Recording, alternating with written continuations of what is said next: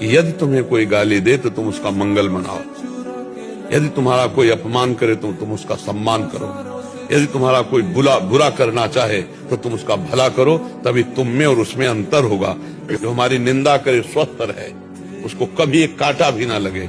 मान लो बेमतलब बिल्कुल झूठा बोल रहा है, आपको चुपचाप मुस्कुराते हुए जाला कि प्रभु आप चाहे जितना कटु चलो परीक्षा लो, हम आपकी शरण में, हम कुछ नहीं बोलने वाले, चुपचाप निकल गए। अच्छा लौट के अगर भिड़ गए तो तुम में उसमें अंतर क्या रहा? तो इसलिए सहना। तो प्रारब्ध किसे कहते हैं जान जाओगे तो प्रश्न का समाधान हो जाएगा। जो हमारे बहुत जन्मों के कर्म जमा है उनका नाम है संचित कर्म। उनमें से जो निकाल लिया गया, जैसे हमारे गोदाम में गेहूं जमा है, उसमें से 5 किलो निकाल लिए और पिसा लिए और रसोई में ले आए, यह है प्रारब्ध।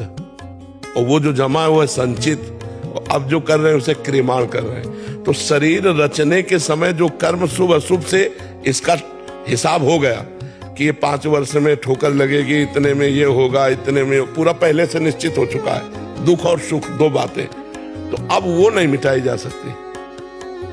पीछे जो गोदाम उसमें आग लगा दिया, आगे जो फसल इसमें आग लगा दी ज्ञान के द्वारा।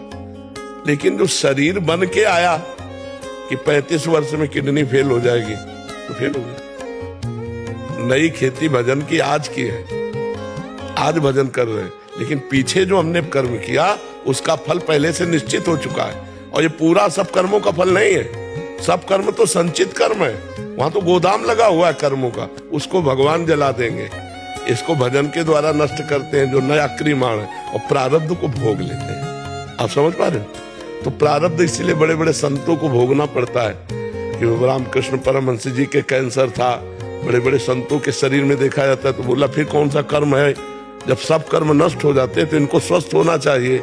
सब कर्म नष्ट हो जाएंगे, लेकिन प्रारब्ध जो बन चुका है वो भोगना पड़ेगा। इसीलिए बड़े बड़े संतों के जीवन में रोग कष्ट विपत्तियां देखी जाती हैं। जो बहुत भजनानंदी, जो दूसरों के कष्ट निवारण कर सकते हैं, वो खुद कष्ट में पड़े देखे जाते हैं। भगवान शंकर को सर्वस्व मानने वाला निश्चित भगवान के प्रेम को प्राप्त होता है। जो भगवान शंकर का आराधन करता है तो भगवान शंकर उस जीव के अहंकार का नाश कर देते हैं। और भगवान शिव की कृपा से जब अहंकार नष्ट हो जाता है तो भगवान की विशुद्ध भक्ति उसके हृदय में जागृत होती है। तो बिना शिव भक्ति के अहंकार नाश नहीं होता, बिना अहंकार नष्ट हुए हरि की भक्ति नहीं होती। 1 लोटा जल और धतूरे का फल विश्व में कोई देवता नहीं जो खाता धतूरे का फल, कोई देवता लेगा? हाँ, धतूरे अकौड़ा का फूल उन्होंने चुनकर के ऐसी सेवाएं ली कि किसी को कोई तकलीफ है न पड़े। जंगल में कहीं भी चले जाओ, बिल्व पत्र ले लो, धतूरे का फल ले लो, कौड़े का फूल ले लो, और 1 लोटा जल चढ़ा दो, प्रणाम कर लो। इतने में खुश हैं भगवान शंकर, इतने में जिंदगी सुधार देंगे भगवान शिव, बड़े कृपालु हैं। महाराज जी, इनका भाव ये है कि इनकी 2 बेटियां हैं कि बार बार हृदय में होता है कि एक पुत्र होना चाहिए। क्यों होना चाहिए? पुत्र में क्या विशेषता है? देखो कितने ऐसे पुत्र जो अपने माता पिता को डंडा मारते हैं, थप्पड़ मारते हैं। तो प्रधानता पुत्र की नहीं, प्रधानता संतान की है। चाहे वो कन्या हो चाहे वो पुत्र हो। अगर कन्या है तो उनको पुत्र ही मानकर उनका पालन पोषण करो, अच्छे वर से उनका वरण करो, अपनी संपत्ति उनको प्रदान कर दो, हो गया। गर्भ में अगर बच्ची है तो उसको नष्ट करवा देना। बच्ची पैदा हो गई तो पिता उदास घूम रहा है, 2-4 साल की बच्ची को किसी बहाने से निपटाने की भावना, कितनी ऐसी समाज में घटनाएं आती हैं। तो क्या पुत्र से स्वर्गीय परम पद मिल जाएगा? क्या नरक भी मिलेगा? क्या सबरी जी का आज नाम जितने आदर से लिया जाता है, मीरा जी का नाम जितने आदर से लिया जाता है, महासंत है, तो ऐसे ना वीरता में, ना पढ़ाई में, और ना किसी सांसारिक उन्नति में माताएं बहनें कम नहीं। और जो लड़की के प्रति भेदभाव रखते हैं तो ये लड़का कहाँ से पैदा हो जाएगा? फिर सृष्टि कहाँ से चलेगी? ये तो जननी है।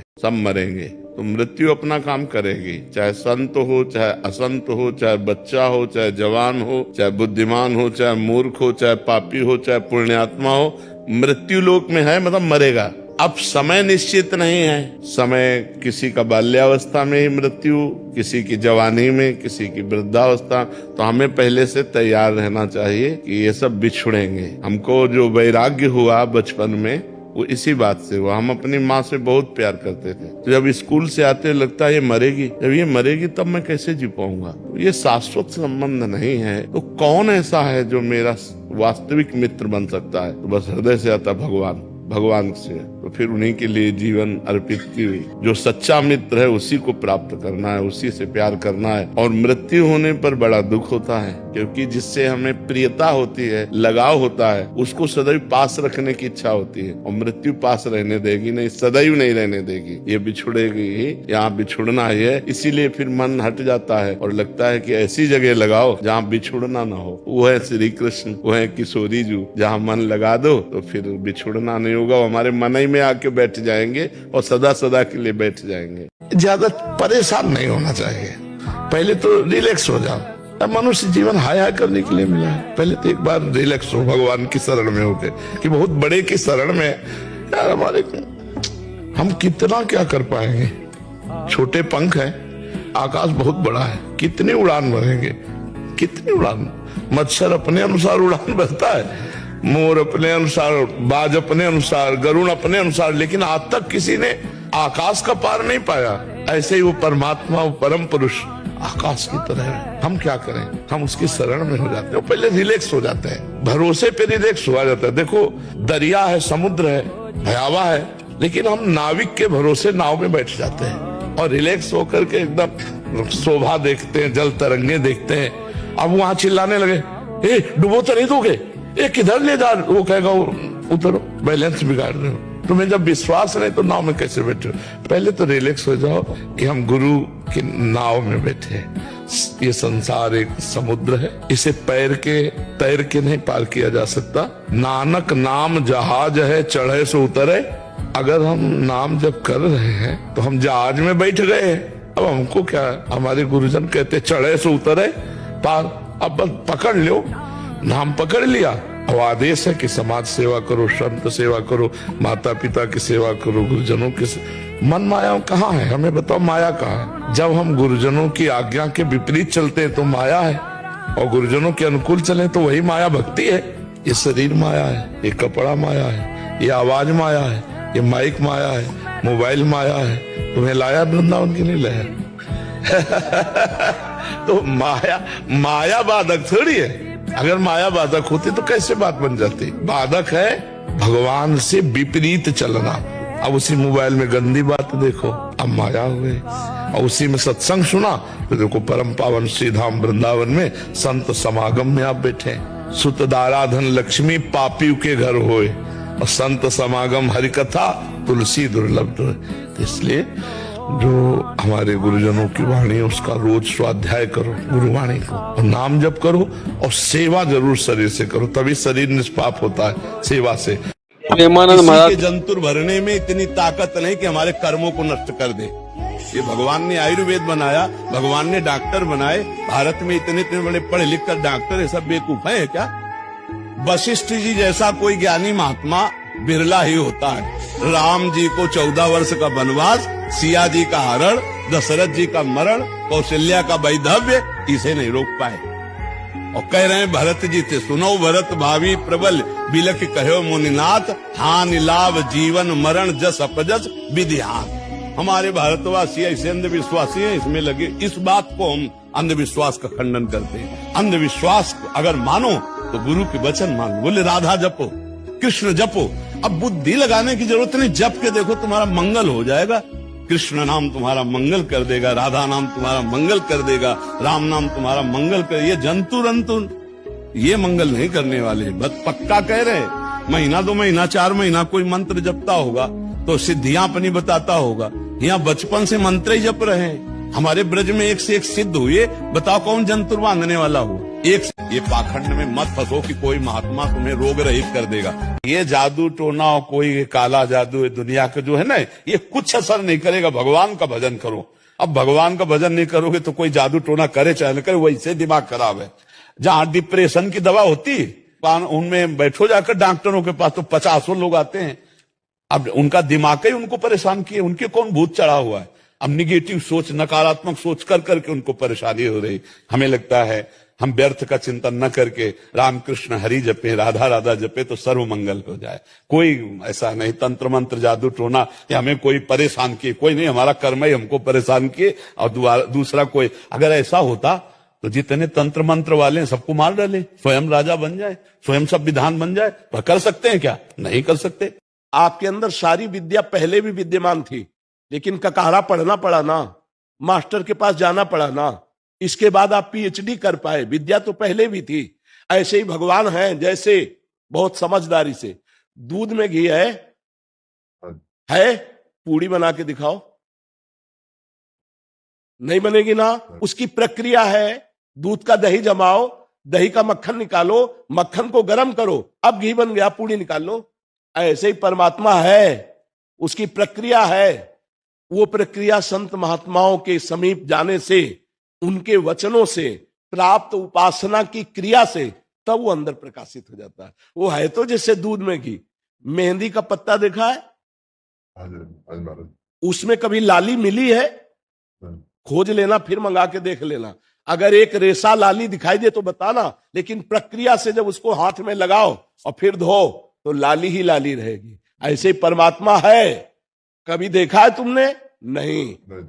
प्रक्रिया करोगे, साधना करोगे, यही दिखाई देगा। सबसे बड़ा मंदिर आपका हृदय है।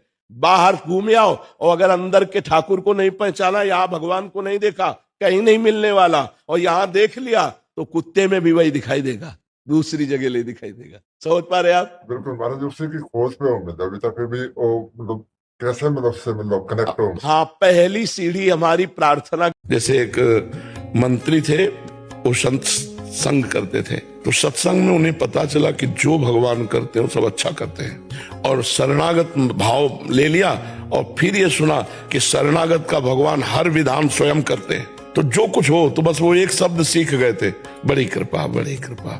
तो एक दिन राजा शिकार खेलने गया, तो उसका अंगूठा कट गया, प्रत्यंचा खींच के, तो चूक हो गई, तो सट से अंगूठा उड़ गया। उनका मंत्री, हमारा अंगूठा कट गया। बोले बड़ी कृपा, बड़ी कृपा। बोले मेरा अंगूठा कट गया? कह रहे भगवान की बड़ी कृपा, उठाओ इसको जेल में डाल दो। बोले ये भी बड़ी कृपा भगवान की। बोले मंत्री पागल हो गया है, कहा मंत्री पद से जेल में? कह रहा भगवान की कृपा। अंगूठा कट गया? कह रहा भगवान की कृपा। प्रतिकूलता में भगवान की कृपा। अब वो राजा थे, आज भी ऐसे ऐसे डॉक्टर हैं कि आपका हाथ कट जाए और कुछ समय है, उस समय तक यदि वो उसको, तो वो कार्यरत हो जाएगा। तो तुरंत अंगूठा उनका जोड़ा गया। वो तो वैद्य रहते थे, और वो कार्यरत कुछ दिनों में हुआ, और वो शिकार खेलने गए। कुछ सैनिक उनके साथ थे, वो तो पीछे रह गए, वो आगे निकल गए। उधर दूसरे देश के राजा ने नर बलि का संकल्प किया था कि अगर लड़का हो जाएगा तो नर बलि देंगे। तो नर बलि की खोज करे तो देखा राजा, बोले इससे बढ़िया नर कौन होगा, मनुष्यों में श्रेष्ठ है, बंदी बनाओ इसको। और वो अकेले थे, बंदी बना लिए गए। वहां ले गए तो नर बलि उसी की दी जाती है जिसके तनिक भी कहीं खरोच न लगी हो, संपूर्ण। तो जो ही उनको, अरे बोले तो नर बलि लायक नहीं, अंगूठा इसका कटा जोड़ा हुआ है पर अंग भंग है, तो नर बलि लायक नहीं, छोड़ दिया। बड़ी भगवान की कृपा। जब अंगूठा कटा था तो मंत्री ने कहा था भगवान की बड़ी कृपा। अगर भगवान की कृपा से अंगूठा न कटा होता तो आज गर्दन कट जाती। ये मंत्री ने तो ये सही कहा था कि भगवान, लेकिन वो जेल में सड़ रहा है, ये कौन सी भगवान की कृपा। वापस गए, मंत्री को बुलाया और कहा कि हमारा अंगूठा कटा था ना, तुमने कहा था बड़ी भगवान की कृपा। तो वास्तविक मंत्री, भगवान की बड़ी कृपा, लेकिन तुम जेल में सड़ रहे तो क्या। तो बोले आप बताइए तो कि आपके ऊपर कैसे कृपा का अनुभव हुआ। तो बताया पूरा कि अगर अंगूठा न कटा होता तो आज बलि दे दी जाती हमारी। तो बोले महाराज हमारे ऊपर विशेष कृपा, क्योंकि मैं आपका मंत्री हूँ। सैनिकों के घोड़े पीछे रह सकते थे, लेकिन मैं साथी होता और साथी पकड़ा जाता। आप तो अंगूठा कटने से बच गए, मेरी तो उड़ा दी जाती तो मुझे भगवान ने जेल में। तो भगवान का हर विधान मंगलमय होता है, चूंकि पर्दे में रहता है इसलिए हम जान नहीं पाते। हमें लगता है हम जैसा चाहते हैं वैसा हो जाए तो मंगल है। भगवान ने जो चाहा तो वो हमारे अनुकूल नहीं पड़ा, ऐसा हम अल्प बुद्धि। लेकिन अगर फाइनल में देखें तो जो भगवान कर रहे वही हमारा मंगल विधान है।